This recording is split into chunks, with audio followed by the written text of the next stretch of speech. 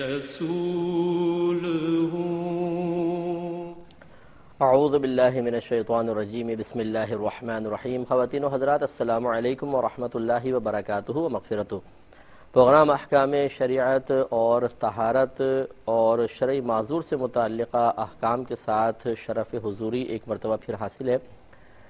الحمدللہ آپ شرعی معذور کا ایک تصور تو سمجھ ہی گئے ہوں گے کہ اگر کوئی شخص دو نمازوں کے درمیان اپنی طہارت کو قائم رکھتے ہوئے اس وقت کے کم از کم فرض بھی ادا نہ کر سکے اور اس کے پاس اس عذر کو روکنے کا کوئی شرعی ہیلہ بھی موجود نہ ہو تو اسے شرعی معذور کہا جاتا ہے۔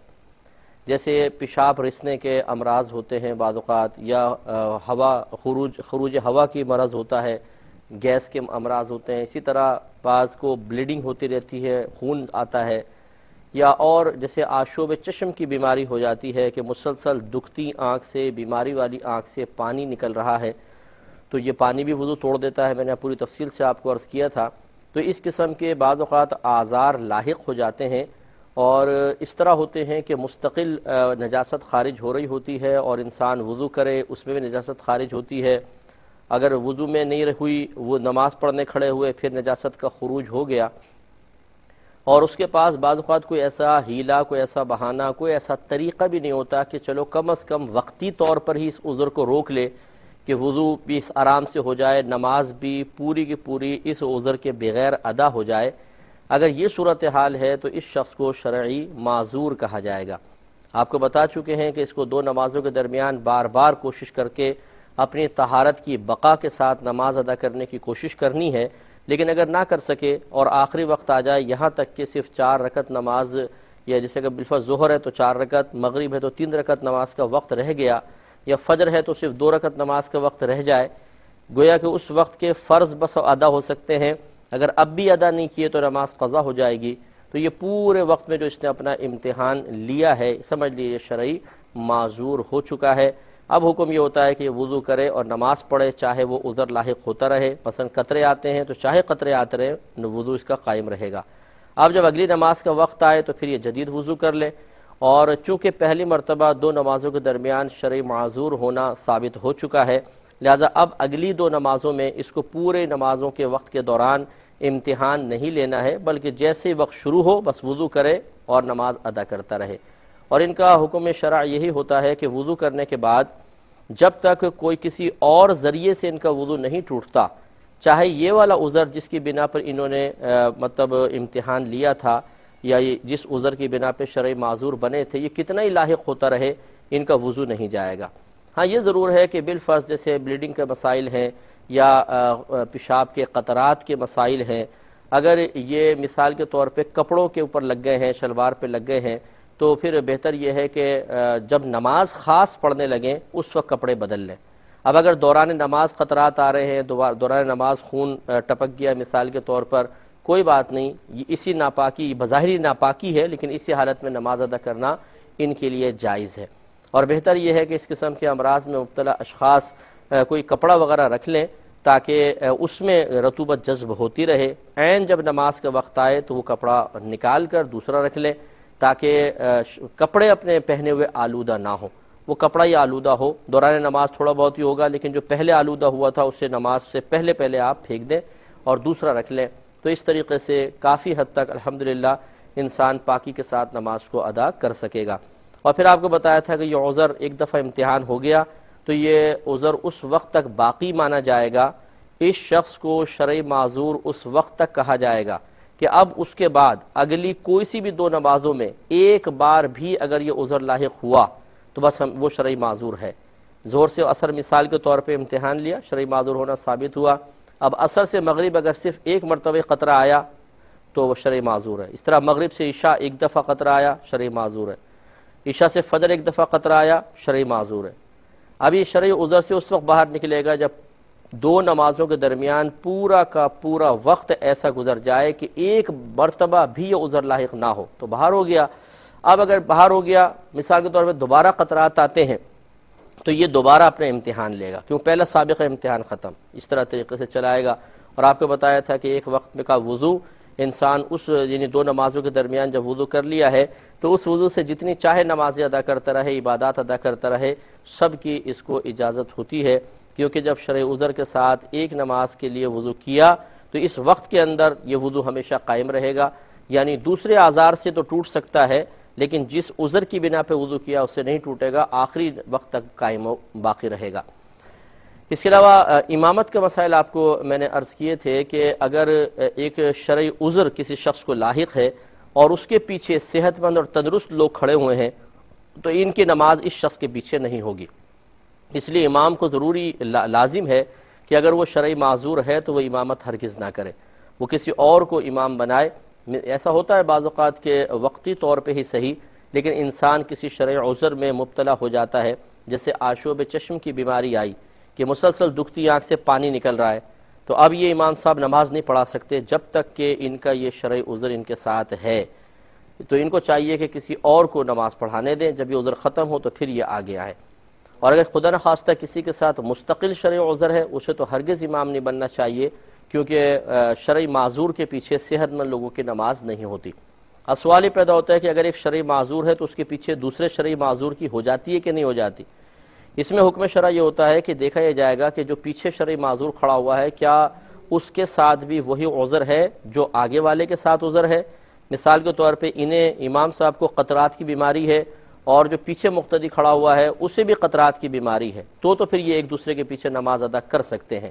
لیکن مثال کے طور پہ امام کو قطرات کی بیماری ہے اور ان کے خون رس رہا ہے تو یہ ان کے پیچھے نماز ادا نہیں کر سکتے، کیونکہ جب مرض بدل گیا یا عذر بدل گیا تو گویا کہ اگر امام صاحب کو پیشاب کے قطرات آ رہے ہیں تو پیشاب کے قطرات کے سلسلے میں تو کم از کم یہ مقتدی صحت مند ہے، لہٰذا وہی بات ہو جائے گی کہ شرعی معذور کے پیچھے صحت مند شخص کی نماز نہیں ہوگی، لہٰذا اس طرح مناسب نہیں ہے۔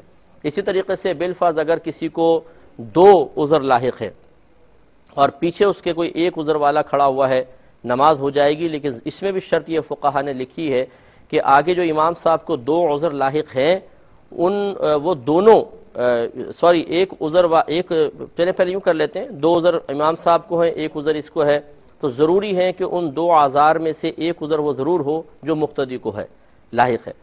اب سوال یہ پیدا ہوتا ہے کہ کیا ایک عذر والا شخص یعنی امام کو ایک عذر لاحق ہے، مثلا پیشاب کے قطرات آتے ہیں، ان کے پیچھے ایک ایسا شخص کھڑا ہو جاتا ہے جس کو دو عذر لاحق ہے، تو کیا اس کی نماز ہو جائے گی؟ دیکھیں اس میں بھی وہی مسئلہ ہوگا کہ کم از کم ان میں سے ایک عذر ایسا ضرور ہونا چاہیے کہ جو امام کو لاحق ہے۔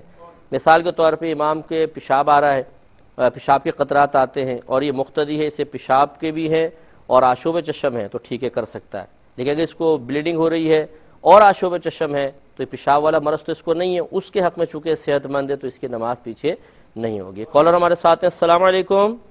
السلام علیکم مفتی صاحب۔ جی فرمائیے،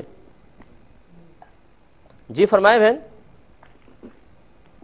السلام علیکم۔ السلام علیکم مفتی صاحب۔ جی فرمائیے فرمائیے۔ مفتی صاحب آپ کی آواز بہت ہلکی آ رہی ہے میرے پاس۔ نہیں آپ کی آواز بالکل ٹھیک آ رہی ہے، تھوڑا سا مجھے بھی ہلکی تو آ رہی ہے لیکن ٹھیک آ رہی ہے، سمجھ میں آ رہی ہے، آپ بولیں۔ اچھا، میرا پہلا سوال یہ ہے کہ میرے پاس ایک میسج یہ آیا ہے کہ میں اور میرا خدا دونوں بھول جاتے ہیں، وہ میرے گناہ اور میں اس کی مہربانیاں، تو کیا اس طرح اللہ تعالیٰ کی طرف گناہ کو بھولنے کی نسبت کرنی چاہیے؟ کیا یہ بات صحیح ہے؟ ٹھیک ہے ٹھیک ہے۔ اور دوسرا سوال یہ ہے کہ بعض لوگ گھروں میں لکھا ہوا پیپر دیتے ہیں جس میں ان کی مجبوریاں لکھی ہوئی ہوتی ہیں، کیا ایسے لوگوں کو دینا چاہیے جبکہ یہ بھی پتہ نہ ہو کہ پیشہ ور ہیں یا نہیں؟ ٹھیک ہے۔ اور تیسرا سوال یہ ہے کہ کسی بھی معاملے میں اپنی پوزیشن کلیئر کرنے کے بارے میں شریعت کی کیا شریعت کا حکم ہے؟ اور چوتھا سوال یہ ہے کہ کیا دوبارہ بولیے، اپنی پوزیشن کلیئر کرنا کس کے سامنے، کس نے کی، کیا مطلب؟ بہت ہلکی آواز، ایک منٹ ذرا ہلکے بولو، آواز نہیں آ رہی۔ تیسرا سوال یہ ہے کہ کسی بھی معاملے میں اپنی پوزیشن کو کلیئر کرنے کی کیا شرعی حیثیت ہے، مطلب فرض ہے، واجب ہے، کیا ہے یہ؟ ٹھیک ہے چلیں میں بتاتا ہوں۔ اچھا، چوتھا سوال یہ ہے کہ کیا زمانے کو برا کہنا چاہیے؟ ٹھیک ہے۔ اور پانچواں سوال یہ ہے کہ کسی ایسے گناہ کا اظہار کرنا جو نابالغی کی حالت میں کیا ہو تو بالغ ہونے کے بعد کیا اس گناہ کا اظہار کرنا بھی گناہ کہلائے گا؟ ٹھیک ہے۔ اور بس شکریہ، السلام علیکم۔ ایک اور کال لیں گے۔ السلام علیکم۔ وعلیکم السلام۔ جی مفتی صاحب میں اسپین سے بول رہی ہوں. اچھا ماشاءاللہ، ارشاد فرمائیں. ہم آپ کا پروگرام بڑے شوق سے دیکھتے ہیں. اچھا بہت ہر شکریہ، پروگرام دیکھتے ہیں، ہمیں بہت پسند ہے، ہم نے بہت کچھ سیکھا ہے آپ کے پروگراموں سے. بہت شکریہ، بہت شکریہ. تو مفتی صاحب میرا پہلا سوال، میرے 5 سوالات ہیں. پہلا سوال ہے کہ میں نے منت مانی تھی کہ میں پیر کا روزہ پوری زندگی رکھوں گی. ٹھیک ہے. وہ مشکل بہت ہی، میرے میاں دوسری شادی کرنے لگے تھے تو میں نے یہ منت مانی تھی کہ میں اپنا گھر، اللہ پاک میرا گھر بچا لے، انہیں ہدایت دے دے تو میں پوری زندگی پیر کا روزہ رکھوں گی. تو میں اب وہ روزے 10 سال سے رکھ رہی ہوں. ٹھیک ہے. لیکن مسئلہ یہ پوچھنا ہے کہ اگر کبھی انسان بڑھاپے میں چلا جائے یا کسی وجہ سے روزے نہ رکھ سکے تو اس کی کوئی معافی توبہ میں ہو سکتی ہے، افطارے میں ہو سکتی ہے. اور اگر فرضی روزے جس طرح ہم قضا کرتے ہیں حیض کے دنوں میں تو وہ ہم دوبارہ رکھتے ہیں قضا روزے اس کے، تو کیا یہ جو منت مانی ہوتی ہے ان روزوں کی وہ بھی حیض کے دنوں میں جو چھوٹ جائے وہ رکھنے ہوتے ہیں؟ ٹھیک ہے. ہاں جی. اور دوسرا سوال یہ ہے کہ اگر کسی وہ شریف فقیر کسے کہتے ہیں؟ کیا کس چیز؟ شرائط کے ساتھ وہ شریف فقیر کہلاتا ہے؟ یعنی کس شریف فقیر کی تعریف کیا ہے؟ ہاں جی. ٹھیک ہے. اور تیسرا سوال یہ ہے کہ جو جس نصاب پہ زکوٰۃ بنتی ہے وہ نصاب کیا ہوتا ہے، کتنا ہوتا ہے؟ ٹھیک ہے، نصاب زکوٰۃ میں بتاتا ہوں. اور چوتھا سوال یہ ہے کہ حیض کے دنوں میں ہم جو کپڑے پہنتے ہیں، عورتیں پہنتی ہیں، وہ اگر ان میں کوئی خون کا داغ وغیرہ نجاست نہ لگے تو وہ بھی کپڑے نپاک میں ہی شامل ہوں گے، واشنگ مشین میں وہ بھی ہم نہیں دھو سکتے؟ ٹھیک ہے. اور ایک اور کال لیتے ہیں. السلام علیکم. ہیلو، السلام علیکم. وعلیکم السلام. جی میں کراچی سے بات کر رہی ہوں. میرے 5 سوالات ہیں. جی فرمائیے. پہلا سوال تو یہ ہے کہ اگر کسی غریب آدمی کی جیسے اولاد لی جائے، کوئی ایسا جڑا اولاد لے جن کی اولاد نہ ہو، تو مطلب یہ کہ اس کا کتنا ثواب ہے؟ اور دوسرے یہ کہ اگر اپنی اولاد کی بھی اگر امید ہو جائے اور تب بھی ہم لیں صرف اس نیت سے کہ مطلب ثواب ملے گا یا کچھ ہے، تو مطلب کیا یہ صحیح ہے؟ ٹھیک ہے. اور بولیں. اور دوسرا سوال مجھے یہ پوچھنا تھا کہ اگر کوئی کسی عورت کو اپنے گھر سے باہر اکیلے جانا پڑ جائے کسی بھی محرم کے بغیر، تو کیا اس کے لیے یہ بہتر ہے کہ وہ اکیلی چلی جائے یا یہ بات بہتر ہے کہ وہ اپنے جو نامحرم جیسے قریب کے رشتے ہوتے ہیں، دیور، جیٹ وغیرہ یا بہنوئی وغیرہ کے ساتھ چلی جائے؟ ٹھیک ہے. اور تیسرا مجھے یہ پوچھنا تھا کہ جیسے چھوٹے بچوں کو قاعدہ وغیرہ پڑھاتے ہیں تو اکثر بچے قاعدہ جو ہے نا گرا دیتے ہیں، مطلب اکثر کیا زیادہ تر بچے قاعدہ گرا دیتے ہیں اور اکثر پھاڑ بھی دیتے ہیں، اس کو شہید کر دیتے ہیں. تو مطلب اس کا گناہ ہوگا اور کتنا ہوگا اور کس پر ہوگا، اور مطلب یعنی کہ اس کا کیا وہ ہے حساب کتاب؟ ٹھیک ہے. اور چوتھا سوال مجھے یہ پوچھنا تھا، قرآن شریف میں جو مختلف مقامات پہ حرف دیے ہوئے ہوتے ہیں کہ جن پہ کسی پہ ٹھہرنا ہے کسی پہ نہیں ٹھہرنا کی دیے ہوئے ہوتی ہیں، تو ان پہ عمل کرنا لازم ہے یا مطلب کوئی مسئلہ نہیں ہے اگر بالکل سیدھا سیدھا سب کچھ پڑھتے چلے جائیں؟ ٹھیک ہے. اور پانچواں سوال مجھے یہ پوچھنا تھا کہ اگر پاؤں پر جیسے ہم لوگ خواتین گھریلو ٹوٹکے وغیرہ کرتی ہیں اپنی جلد وغیرہ اچھی کرنے کے لیے، تو اپنے پاؤں پر دودھ، دہی یا کوئی اس ٹائپ کی چیز، کھانے پینے کی چیز اگر اپنے پاؤں وغیرہ پر لگائیں تو اس کی بیعت بھی ہوتی ہے یا جائز ہے کرنا؟ ٹھیک ہے. اور جی بس مجھے 5 سوال کرنے کے شکریہ. جی میں عرض کرتا ہوں ایک مختصر سا بریک لیں گے، ہمیں یقین ہے آپ ہمارے ساتھ ہی رہیں گے. میرے ورد لب ہے نبی نبی، میرا دل مقام حبیب ہے، میں مریض عشق رسول، میرا دل مقام حبیب ہے، میں مریض عشق رسول ہوں. بسم اللہ الرحمن الرحیم. پہلے 2 کالز لیتے ہیں، پھر انشاءاللہ سلسلہ جواب کا آغاز کریں گے. السلام علیکم. وعلیکم السلام. مفتی صاحب کیسے ہیں؟ جی اللہ کا بڑا کرم. مفتی صاحب میرا یہ سوال ہے کہ میری تقریباً 1 ہفتے کی نماز قضا ہو گئی ہے. لا حول ولا قوت. اچھا تو اس کو پڑھنے کا کیا طریقہ؟ سنت نفل ہے وہ بھی پڑھیں گے یا صرف فرض؟ ٹھیک ہے. اور دوسرا مفتی صاحب مہربانی استنجے کا طریقہ بتا دیجیے. کس کا؟ استنجے کا. استنجے کا طریقہ ابھی تک آپ کیا کرتے رہے بھائی؟ میں بتاتا ہوں انشاءاللہ. ویسے چلیں بتاتا ہوں انشاءاللہ. آپ شاید کچھ سنت کے مطابق پوچھ رہے ہوں گے، ویسے چلیں. ایک اور کالر ہمارے ساتھ ہیں. السلام علیکم. السلام علیکم حضرت صاحب. وعلیکم السلام. سر مجھے آپ سے دو سوال. ایک تو انفارمیشن چاہیے. آپ نے اپنے ایک پروگرام میں بتایا تھا کہ یہ آپ لوگ ایک حدیث کی شرح پڑھ لیا کریں اور ایک فقہ کی کتاب ہے بہار شریعت، اس کا ایک سوال پڑھ لیا کریں روزانہ. اور ایک آپ نے قرآن کی تفسیر کا. تو سر مجھے ان تینوں کتابوں کے نام بمائے مصنف پتہ کرنے ہیں، جی پلیز بتا دیں. سیکنڈ کوشچن میرا یہ ہے کہ ایک آدمی ہے جس نے کسی سے قرضہ لیا، ٹھیک ہے، اماؤنٹ زیادہ تھی، اس کے دوست وغیرہ تھے، اس نے ان سے قرض لیا. جب انہوں نے قرض کی ڈیمانڈ کی تھوڑی مدت بعد تو یہ قرضہ نہ دے سکا، تو انہوں نے اسے مطلب بلشٹ وغیرہ کیا، مطلب گالی گلوچ کی اور کہا کہ ٹھیک ہے تم قرضہ نہیں دے سکتے تو ایسے کرو کہ اپنی بیوی کو میرے پاس لے آؤ. سر آپ میری بات سمجھ رہے ہیں؟ جی میں سمجھ گیا. تو اسے غصہ آیا لیکن اس نے اس کا اظہار نہیں کیا. ٹھیک ہے. کچھ دنوں بعد اس نے ان لوگوں کو اپنے گھر دعوت پہ بلایا اور اچھے طریقے سے اہتمام سے انہیں دعوت دی اور اپنے باہر نکلا، گھر سے کمرے سے باہر نکل کے باقاعدہ نوافل پڑھ کے اور اللہ تعالیٰ سے مدد مانگی کہ یا الہی اگر میں اس کام کو صحیح کر رہا ہوں تو تو میری مدد کرنا. اور نوافل وغیرہ پڑھنے کے بعد اس نے برش کھول کے ان دونوں کو اسی جگہ پہ قتل کر دیا. ٹھیک ہے. تو سر ایسے بندے کے بارے اور اس سے پہلے اس نے اپنے گھر والوں، بیوی، بچے، ماں، مطلب جتنے بھی تھے تو ان لوگوں کو سائڈ پہ کر کے سائڈ پہ کر دیا تاکہ کوئی ان تک پہنچ نہ سکے نا. تو اور خود جو ہے تو فرار ہو گیا. ٹھیک ہے. تو سر اس کے بارے میں پوچھتے ہیں کہ ایسے آدمی کے بارے میں کیا حکم ہے؟ کیا اللہ تعالیٰ نے اس کی مدد کی اور اس نے صحیح کیا؟ اور ایسے لوگوں کے ساتھ کنیکشن رکھنا صحیح ہے کہ نہیں؟ ٹھیک ہے. اور کوئی سوال آپ کا؟ ٹھیک ہے میں عرض کرتا ہوں انشاءاللہ. یہ ایک پچھلے دفعہ کویسچن آیا تھا کہ دوران نماز آستین سیدھی کرنا کیسا ہے.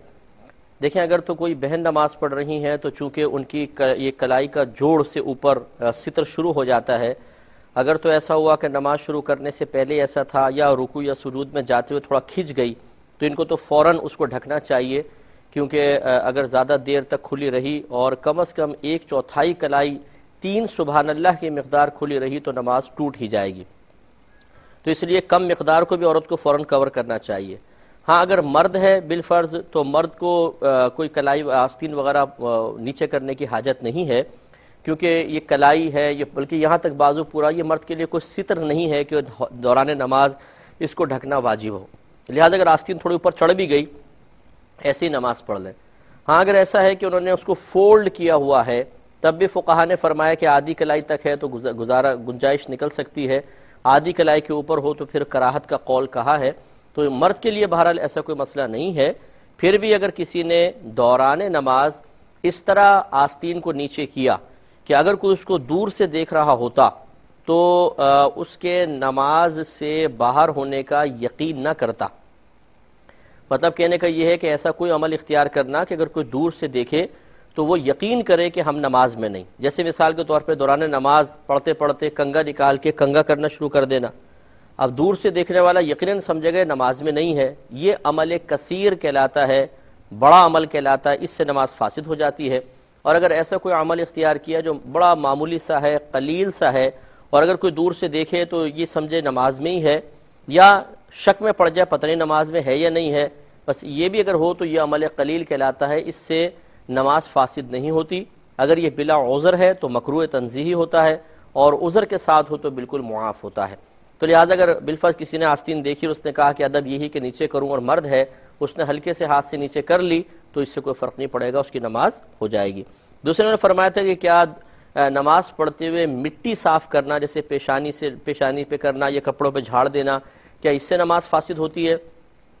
دیکھیں فقہا نے مٹی جھاڑنے کو اگر اس وجہ سے ہو کہ انسان کے دل میں تکبر ہے اور وہ پسند نہیں کر رہا کہ مٹی میرے پیشانی پہ لگے اور کوئی مجھے دیکھے اور میری انسلٹ ہوگی، بے عزتی ہوگی، پھر تو اس کو مکروہ تحریمی قرار دیا ہے کہ مٹی کو چھڑانا.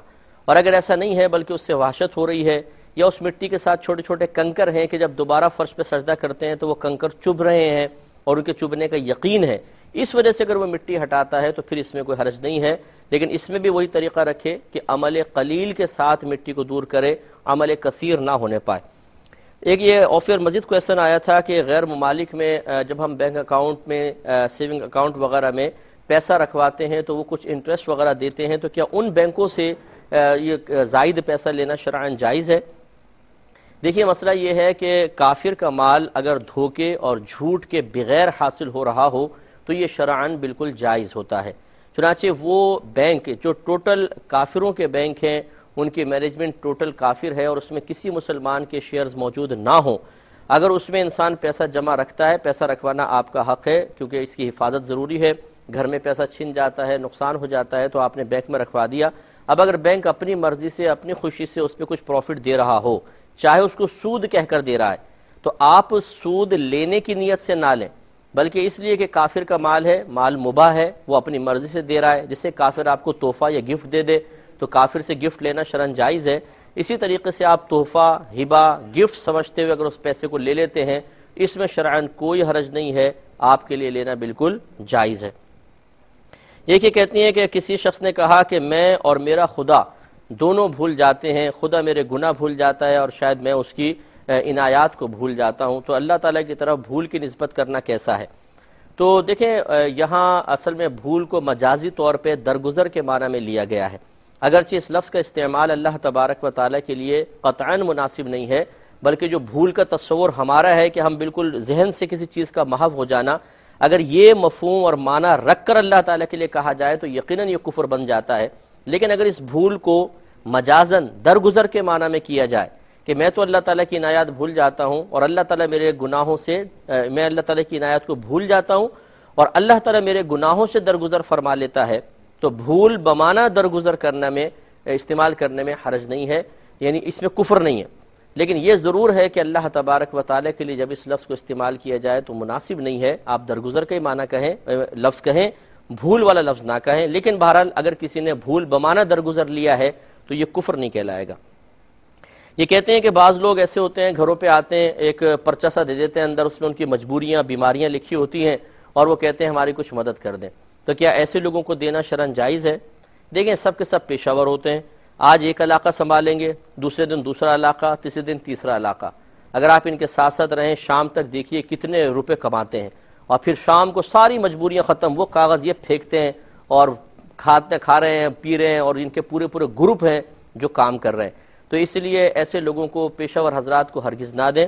ہمارا مشورہ یہ ہے کہ اپنے خاندان میں سب سے پہلے دیکھیں، سفید پوش لوگوں کو تلاش کریں جو دست سوال دراز کرتے ہوئے اپنی خاندانی غیرت کی وجہ سے شرم و حیا محسوس کرتے ہوئے تکالیف تو برداشت کر لیتے ہیں لیکن کسی کے سامنے بیان تکلیف سے گریز کرتے ہیں، ان کو دیجئے۔ اس کے بعد اپنے محلے میں دیکھیں، آپ کو سینکڑوں ایسے ہمارے پاکستان میں تو غربت یوں بکھری پڑی ہوئی ہے، آپ کو اگر نظر نہیں آ رہا تو پھر آپ ایک اینک لیں جس سے غریب نظر آئے، وہ اینک استعمال کریں۔ ہمیں تو ہر جگہ غریب بیچارہ نظر آ رہا ہے، تو محلے کے اندر ان غریبوں کو دیجئے۔ ایسے لوگوں کو دینا افضل ہے جو اپنی سفید پوشی کا بھرم رکھ کر تکلیفیں تو برداشت کر لیتے ہیں لیکن کسی کے سامنے شکوہ شکایت نہیں کرتے ہیں۔ ان پیشہ وروں کو مت دیں، یہ آپ کی خوش فہمی ہوگی کہ شاید اس پہ ثواب کا ترتب ہوگا، بلکہ یہ ایک گناہ میں مدد ہے، اور اس مدد کے اندر جو شریک ہوگا بروز قیامت لائن سے کھڑا ہوگا اور اس کو حساب و کتاب دینا ہوگا، کیونکہ یہ کوئی مخفی چیز نہیں ہے کہ آپ یہ کہیں جی ہم تو اپنے نیت کو دیکھ رہے ہیں نا، ہم تو ارادے کو دیکھ رہے ہیں۔ بھائی نیت اور ارادہ اپنی جگہ پہ، اگر ایک ہیروئنچی آپ کے سامنے آتا ہے اور وہ آپ سے پیسے مانگتا ہے اور آپ کو پتا ہے کہ اس نے ابھی کھانا کھایا ہے ہوٹل سے، تو کھانے کے لیے تو نہیں مانگ رہا، نشے کے لیے مانگ رہا ہے، تو آپ اس کی حالت کو دیکھ کر پیسے تو نہیں دے دیں گے، کیونکہ آپ کو پتا ہے ہیروئن خریدے گا، چرس خریدے گا، پیے گا۔ تو اس لیے ان کی بھی صورتحال یہی ہے، ان کے پاس بڑا پیسہ ہوتا ہے، بینک بیلنس ہوتا ہے، کوئی کمی نہیں ہوتی ہے، یہ لوگ صرف اپنے خاندانی پیشہ بنایا ہوا ہے، ان کی نسلیں در نسلیں اس کاموں کو کر رہی ہیں، ایسے لوگوں کو دینا یقیناً گناہ ہے۔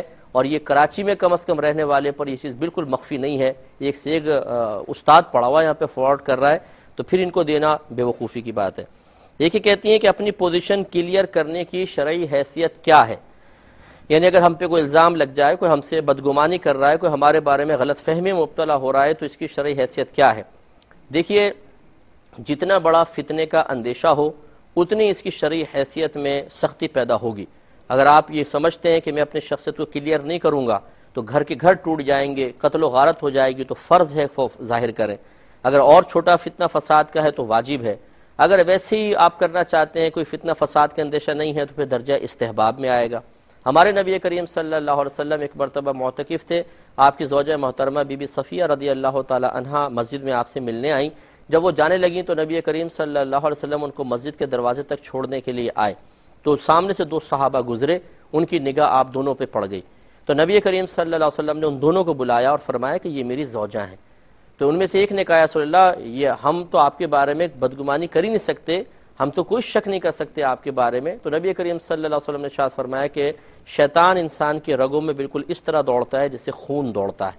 تو کہنے کا مطلب سرکار صلی اللہ علیہ وسلم کا یہ تھا کہ ٹھیک ہے، تم مجھے جانتے ہو، میں نبی ہوں، اور یقینی سی بات ہے کہ کوئی غیر عورت تو میرے ساتھ نہیں ہوگی، تمہارا حسن زن ہے، لیکن ہمیں بعد میں آنے والوں کے لیے اپنے آپ کو بطور رول ماڈل پیش کرنا ہے کہ اگر اس قسم کا کوئی معاملہ ہو کہ کوئی ہمارے بارے میں بدگمان ہو جائے تو ہمیں اسے کلیئر کرنا چاہیے۔ تو جب ہمارے نبی کریم صلی اللہ علیہ وسلم باوجود متقی پرہیزگار ہونے کے، اللہ تعالیٰ کے حبیب ہونے کے، سب سے افضل ترین انسان ہونے کے باوجود اپنے آپ کو کلیئر کر رہے ہیں، اپنی پوزیشن کو کلیئر کر رہے ہیں، تو پھر آپ کو مجھے تو بدرجہ اولا کرنا چاہیے۔ یہ کہتی ہیں زمانے کو برا کہنا کیسا ہے؟ دیکھیں صراحتاً حدیث میں آ گیا کہ حدیث قدسی ہے کہ زمانے کو برا مت کہو کیونکہ زمانہ میں خود ہوں۔ اس کی شرح یہ بیان کی گئی ہے کہ یہ جو تغیرات زمانہ ہوتے ہیں، اصل میں اس کے پیچھے اللہ تبارک و تعالیٰ کی قدرت کار فرما ہوتی ہے۔ تو اصل میں زمانہ کچھ نہیں کر رہا ہوتا، فاعل حقیقی اور مؤثر حقیقی تو اللہ تبارک و تعالیٰ کی ذات پاک ہے۔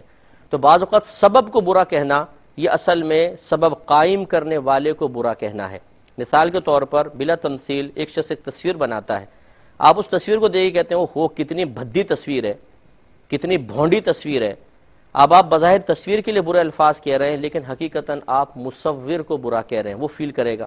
اسی طرح زمانے کا معاملہ ہے، چونکہ تغیرات زمانہ قدرت الہی کے تابع ہیں، اس کو برا کہنے کا مطلب اللہ تبارک و تعالیٰ کو برا کہنا ہے، اس لیے اللہ تعالیٰ نے زمانے کو برا کہنا منع فرمایا۔ اس لیے کبھی آپ کہنا بھی چاہیں زمانہ نہ کہیں، بلکہ کہیں معاشرہ بہت بگڑ گیا ہے، معاشرہ بہت خراب ہو گیا، اس لیے کہ معاشرہ فرد سے بنتا ہے، ہم سے معاشرہ بنا ہے، تو ہمیں اپنی طرف نسبت کرنے میں کوئی حرج نہیں ہے۔ یہ کہتی ہیں کہ اگر نابالغی کی حالت میں کسی سے کوئی گناہ سرزد ہو گیا ہو تو کیا بلوغت کے بعد اس کا اظہار کرنا گناہ ہوگا؟ دیکھیں مسئلہ یہ ہے کہ نابالغی کی حالت میں جو کچھ سرزد ہوتا ہے وہ صورتاً گناہ ہوتا ہے، حقیقتاً گناہ نہیں ہوتا۔ مثلا نابالغی میں چوری کی ظاہر صورت کے اعتبار سے یہ گناہ نظر آ رہا ہے، لیکن نابالغ کے حق میں یہ گناہ نہیں ہے، کیونکہ نابالغ کے نامہ اعمال میں بلوغت سے پہلے کوئی گناہ نہیں لکھا جاتا۔ لیکن خدا نخواستہ یہ میرا کہنے کا مطلب ہرگز نہیں ہے، نہ اس سے کوئی یہ مطلب نکالے کہ اس کا مطلب یہ ہوا کہ نابالغی کی حالت میں جتنے مرضی گناہ کرو پکڑ تو ہوگی نہیں۔ دیکھیں اللہ تبارک و تعالی کسی چیز کا محتاج نہیں ہے کہ وہ نابالغی کی حالت میں اگر اس نے کسی کو مرفوع القلم رکھا ہے تو اس کی گرفت بھی نہیں فرما سکتا۔ تو اس لیے یہ قسم کے فاسد خیالات ذہن میں نہ آئیں، اور کوشش یہ کرنی چاہیے کہ بچوں کو ان خطاؤں سے گناہوں سے روکیں، اور اگر بالفرض کوئی نابالغی میں ایسا معاملہ ہو گیا ہو حتی الامکان اس کو ظاہر نہ کریں، لیکن بالفرض اگر کوئی کرتا بھی ہے تو چونکہ وہ زمانہ ماضی میں نابالغی کی حالت میں کیا گیا معاملہ گناہ نہیں تھا، اس لیے اس کو اظہار گناہ نہیں کہیں گے اور ہم گناہگار نہیں ہوں گے۔ یہ کہ کہتی ہیں کہ ان کے شوہر جو تھے وہ میرے خیال میں پہلے سے ایک مختصر سا بریک لے لیتے ہیں، انشاءاللہ حاضر ہوتے ہیں ایک چھوٹے سے بریک کے بعد۔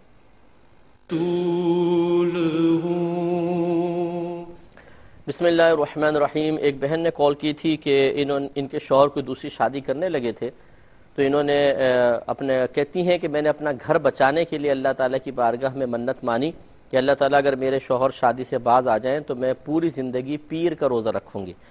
تو اب یہ 10 سال سے روزہ رکھ رہی ہیں، لیکن بعد میں سوچتی ہیں کہ اگر بالفرض بڑھاپے کی حالت آ جاتی ہے تو پھر میں کیسے روزہ رکھوں گی؟ دیکھیے مسئلہ یہ ہے کہ سب سے پہلے تو جب کوئی شخص منت مان لیتا ہے اور مشروط ہوتا ہے، کیونکہ اکثر مشروط ہوتا ہے، اگر مقید منت ہے مشروط ہے، مثلا یہ کام ہو جائے تو میں ایسا کروں گی، اگر وہ کام ہو جاتا ہے تو پھر واجب ہے کہ جیسا آدمی نے کہا ویسا وہ کرے گا۔ اور اگر وہ وقت متعین کر کے کیا ہے، جیسے آپ نے کہا کہ ہر پیر کا روزہ رکھوں گی، تو اس پیر کو ہی روزہ رکھنا واجب ہے، اگر نہیں رکھیں گی تو شدید گناہگار ہوں گی اور اس روزے کی قضا آپ پر لازم ہوگی۔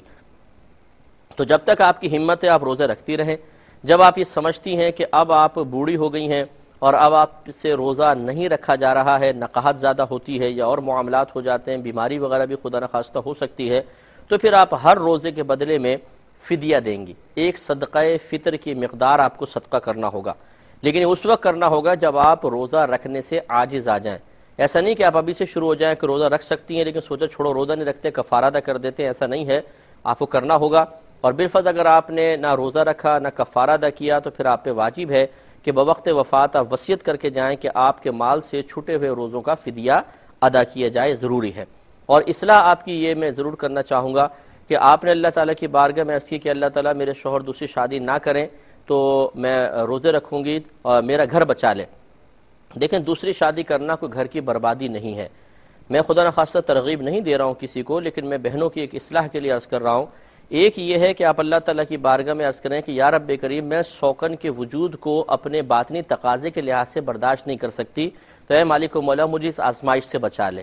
یہ ایک الگ چیز ہے اور ایک بڑا مثبت انداز ہے۔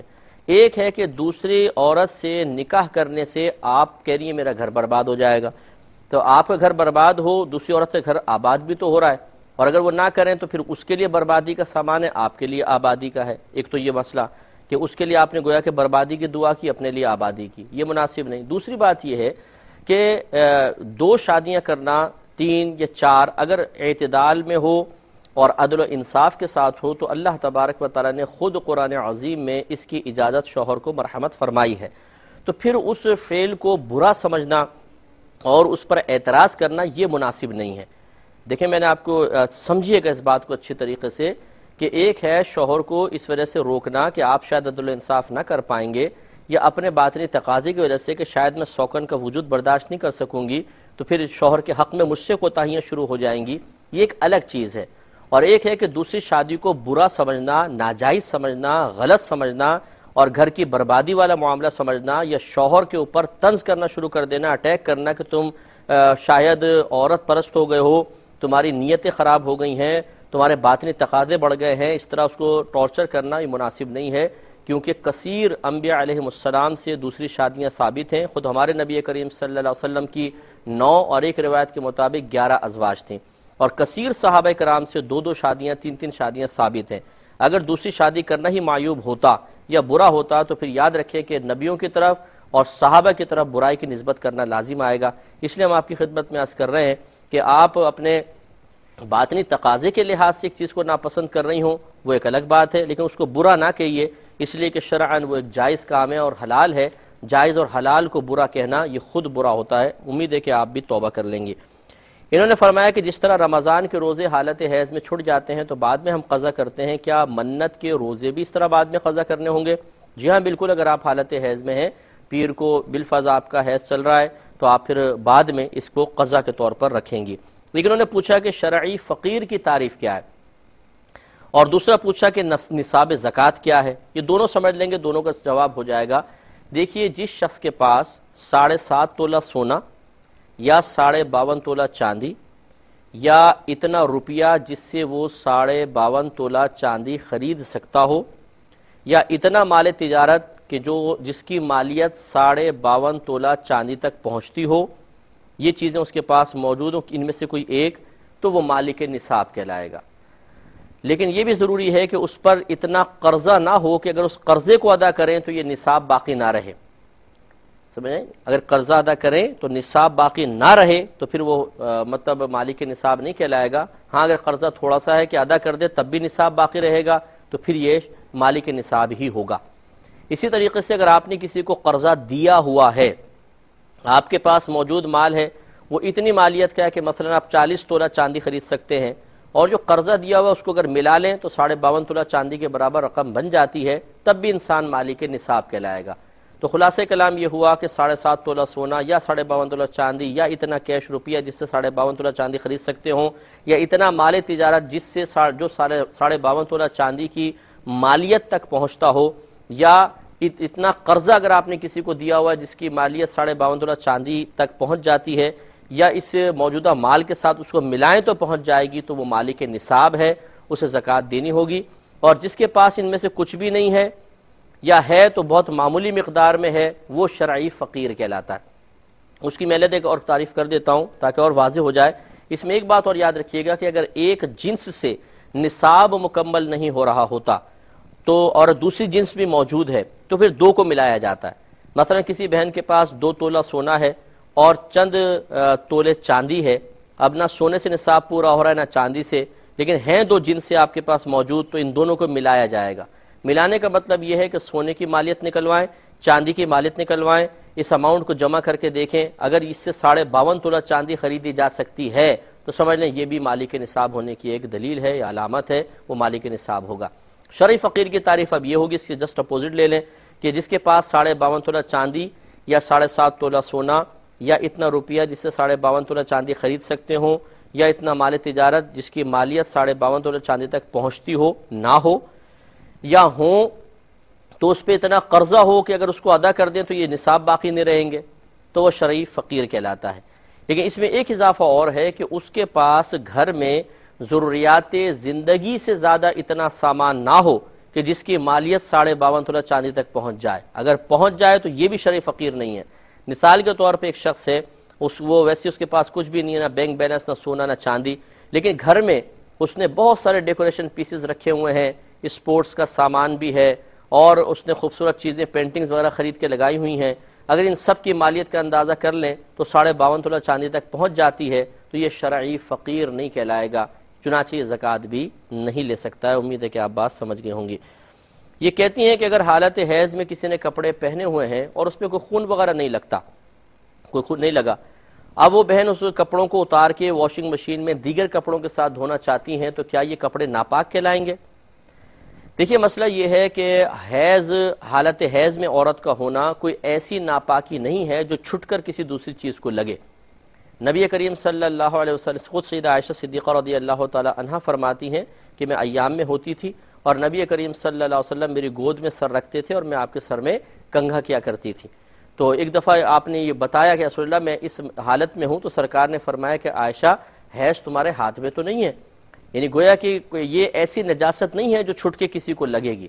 لہذا اس سے مسئلہ واضح ہو گیا کہ اگر حقیقی کوئی نجاست جیسے خون وغیرہ کپڑوں پر نہیں لگی تو یہ حیض کوئی ایسی نجاست نہیں ہے کہ چھٹ کے کپڑوں کو لگ جائے. جب یہ چھٹ کے کپڑوں کو نہیں لگتی ہے تو اب حالت حیض میں اگر کسی بہن نے کپڑے پہنے اور ان کو اتارا اور ان پہ ظاہری طور پہ خون کوئی نجاست نہیں ہے، یہ کپڑے بالکل پاک متصور ہوں گے. لہذا واشنگ مشین میں دیگر کپڑوں کے ساتھ دھویا جائے تو کوئی ناپاکی کا تصور نہیں ہے.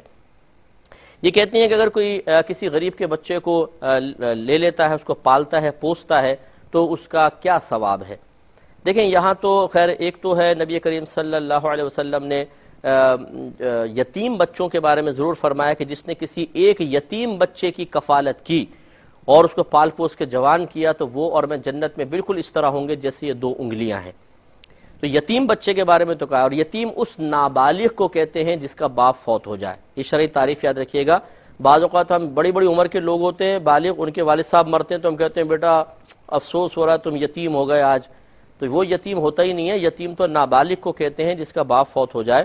تو بہرحال ایسے نابالغ بچے کے لیے جو یتیم ہے اس کے لیے تو دیکھیں نبی کریم صلی اللہ علیہ وسلم نے بالکل بشارت عطا فرمائی.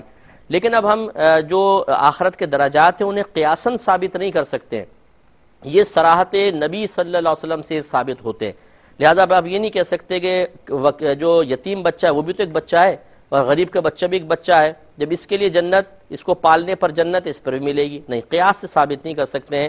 ہاں یہ ضرور ہے کہ ایک شخص کو کھانا کھلانا، اسے کپڑے فراہم کرنا، اس کے آرام و آسائش کا خیال رکھنا، سب کا سب باعث ثواب ہے، اور اللہ تبارک و تعالی راضی ہو جائے تو ان میں سے ہر عمل بخشش و مغفرت کا ذریعہ بھی بن سکتا ہے. لہٰذا اگر کوئی اس طرح کر سکتا ہے کہ غریب کے بچے کو پال کے جوان کر کے اور اسے ایک اچھا معاشرے کا فرد بنا سکے تو بہت ہی افضل اور ثواب کا کام ہے. بہن فرماتی ہے اگر کسی عورت کو گھر سے باہر نکلنے کی اشد ضرورت پیش آ جائے، اب 2 صورتیں ہیں، اکیلی نکلے یا کسی نامحرم مثلا دیور جیٹھ کو ساتھ لے کر نکلے، کیا بہتر ہے؟ دیکھیں سب سے بہتر صورتحال یہ ہے اگر کسی بہن کو واقعی گھر سے باہر نکلنا ہو تو وہ کسی دوسری خاتون کو اپنے ساتھ لے لے.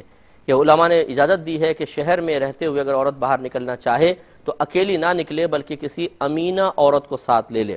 امینہ مطلب کوئی فاسقہ فاجرہ نہ ہو، اچھی نیک خاتون ہو، ان کے ساتھ نکلیں، یہ بہتر ہے. اکیلا نکلنا بھی خطرناک ہے اور کسی نامحرم کو ساتھ لے کر نکلنا بھی مناسب نہیں ہے. لیکن بہرحال جہاں ضروریات ہوتی ہیں شریعت وہاں آسانی بھی دیتی ہے. اگر کوئی بہن اتنی مجبور ہے کہ نکلنا بہت ضروری ہے اور کوئی عورت میسر نہیں آ رہی ہے تو پھر نامحرم کے ساتھ جانے سے بہتر یہ ہے کہ وہ تنہا سفر کریں. اگر راستہ پر امن ہے تو پھر وہ اکیلے سفر کر لیں، اور اگر پھر اکیلے سفر کرنا بالفرض مضر ہوتا ہے پھر نامحرم کے ساتھ چلی جائیں. تو خلاصہ کلام یہ جیسے جیسے ضرورت بڑھے گی ویسے ویسے شریعت آسانی دیتی ہے، لیکن بلا ضرورت اگر عورت نامحرم کے ساتھ نکلے تو یہ قطعاً غیر مناسب، ایسا نہیں کرنا چاہیے. یہ کہتی ہیں چھوٹے بچے بعض اوقات قاعدہ پڑھ رہے ہوتے ہیں، ان کے ہاتھ سے قاعدہ گر جاتا ہے یا وہ قاعدے کو پھاڑ دیتے ہیں، خصوصاً سبق کو تھوک لگا لگا کے سبق کو ایسا رگڑتے ہیں پورا سبق ہی غائب ہو جاتا ہے. تو یہ کرنا کیا بچے گناہ گار ہوں گے یا کون گناہ گار ہوگا؟ دیکھیں اس میں کوئی بھی گناہ گار نہیں ہوگا، اس لیے کہ ایسے بچوں کے ہاتھ میں قاعدہ دینا یہ لازم بات ہے کہ دیں گے تو پڑھیں گے، اس لیے دینا بھی گناہ نہیں. اگر بچے سے خدا نخواستہ غلطی سے گر جائے کوئی مسئلہ نہیں ہے، وہ جان بوجھ کے بھی پھینک دیتا ہے تو بڑے کا کیا قصور؟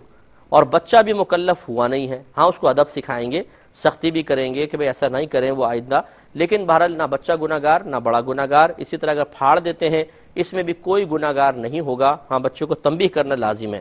اگر تنبیہ نہیں کی اور اس فعل کو معمولی سمجھ کے نظر انداز کرتے رہے اس پہ بڑے کی گرفت ہو سکتی ہے، لیکن تنبیہ کرنا سختی کرنا ضروری ہے، پھر گرفت نہیں ہے. ایک یہ کہتی ہیں کہ جو قرآن پاک میں وقف کی علامات لکھی ہوتی ہیں کیا ادھر ٹھہرنا لازم ہوتا ہے یا ہم تیزی سے پڑھتے چلے جائیں؟ دیکھیے جہاں پہ وقف لازم لکھا ہو وہاں پہ ضرور ٹھہرا کریں، اس لیے کہ وہاں اگر نہیں ٹھہریں گے تو مفہوم بدلنے کا اندیشہ ہوتا ہے. باقی آیات پر ٹھہر جایا کریں کہ وہاں پر بھی اچھا رہتا ہے کہ وقت طویل ہونا چاہیے. یہ طویل سے مراد تو تھوڑا سا وقفہ تو ہونا چاہیے کہ آپ ٹھہر جائیں پھر آگے چلیں. باقی جو دیگر اوقاف ہیں وہاں پہ اتنا ٹھہرنا کوئی اتنا زیادہ ضروری نہیں ہوتا ہے، لیکن وقف لازم پہ ضرور ٹھہریں. ایک یہ کہتی ہیں کہ یہ بعض اوقات پاؤں پر یا چہرے پہ دہی وغیرہ ملتے ہیں نرم وغیرہ کا کھال کو نرم کرنے کے لیے، تو کیا یہ اللہ تعالیٰ کی نعمت کو پاؤں پہ ملنا شرعاً جائز ہے؟ دیکھیے جو بھی آپ دوا استعمال کرتے ہیں اس کی اصل اگر آپ دیکھیں گے تو اسی قسم کی چیزوں سے تیار شدہ ہوتی ہے، وہ نعمت کی ایک بدلی ہوئی شکل ہو کر ایک اور نئی نعمت بن جاتی ہے. لہٰذا اگر بطور علاج کوئی دہی وغیرہ پاؤں پہ بھی لگاتا ہے تو شرعاً کوئی حرج نہیں ہے، ایسا کر سکتے ہیں. 2 ہفتے کی نمازیں کہتے ہیں قضا ہو گئیں، کیا سنت نوافل کی بھی قضا ہوگی؟ سنن اور نوافل کی قضا نہیں ہوتی، صرف فرائض کی ہوتی ہے. استنجے کا طریقہ سیدھی سی بات ہے کہ آپ پانی استعمال کریں، ڈھیلا وغیرہ یوز نہ کریں. جب تک آپ کو پیشاب کے سلسلے میں خاص طور پہ اطمینان نہ ہو جائے آپ کھڑے نہ ہوں جب تک کہ آخری قطرہ ختم نہ ہو جائے. یہ بہت معذرت چاہتا ہوں، یہ گولی والا مسئلہ بہت ضروری تھا لیکن ٹائم بہت مختصر رہ گیا ہے تو ابھی میں جواب نہیں دے سکوں گا. انشاءاللہ زندگی رہی تو منگل کے روز میں ضرور پاکستان اسٹینڈرڈ ٹائم کے مطابق رات 9 سے 10 والے پروگرام میں اس کا جواب عرض کریں گے. اور چونکہ طوالت کا تقاضا کرتا ہے 10 سے 11 پروگرام ہمارا ہوتا ہے اس میں دیں گے منگل کے روز. ویسے بھی یہ طویل ذرا جواب تھا، یہ بھی شامل نہیں کر سکتا تھا، وقت بہت کلوز ہو گیا تھا تو آپ اس میں ملاحظہ فرما لیں. اب اپنے میزبان کو ہماری کیو ٹی وی کی پوری ٹیم کو اجازت مرحمت فرمائیں. آپ ہمارے لیے دعا کیجئے، ہم آپ کے لیے دعا گو ہیں کہ اللہ تبارک و تعالی ہم سب کو صبر و تحمل کی دولت سے مالا مال فرمائے، اس پہ اجر عظیم عطا فرمائے. اور کسی مصلحت صحیحہ کے ہمارے قریب رہنے میں اللہ تعالیٰ کی یقیناً بہت ساری مصلحتیں پوشیدہ ہوتی ہیں تو اللہ تعالیٰ ہمیں اس کو فیس کرنے اور اس پہ شکوہ شکایت کرنے سے بچنے کی توفیق عطا فرمائے. آمین. وآخر دعوانا ان الحمدللہ رب العالمین. میرے ورد لب ہے نبی نبی، میرا دل مقام حبیب